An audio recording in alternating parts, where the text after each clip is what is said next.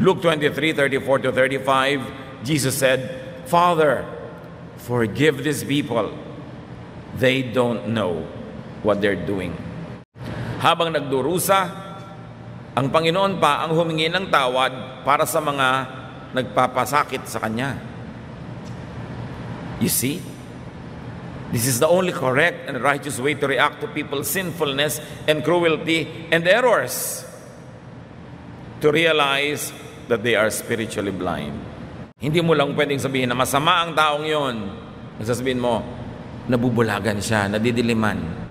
Ginawan ko na ng mabuti, masama pa ang ginawa sa akin.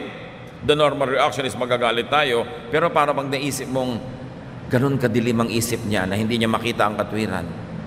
Ganun kalala ang talab sa kanya ni Satanas na akala niya tama ang mali. People lack the necessary enlightenment.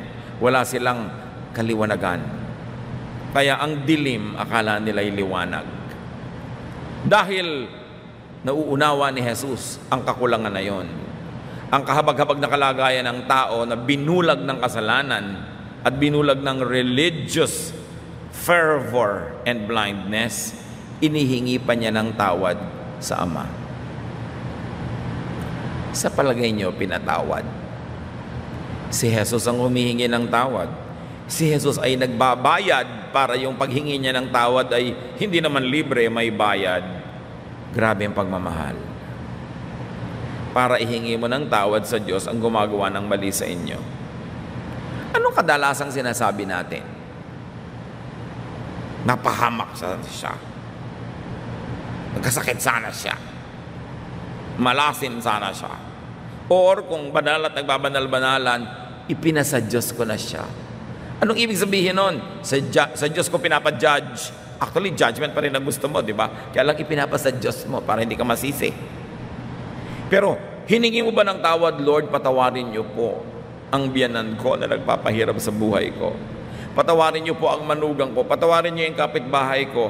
Patawarin niyo yung pumatay sa anak ko. Patawarin niyo yung sumunog ng bahay ko. Patawarin niyo yung kaibigan kong nangahagaw ng nobyo ko. Sinasabi ba natin yon?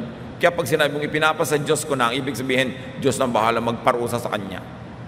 Pero si Jesus, inihingi niya ng tawad.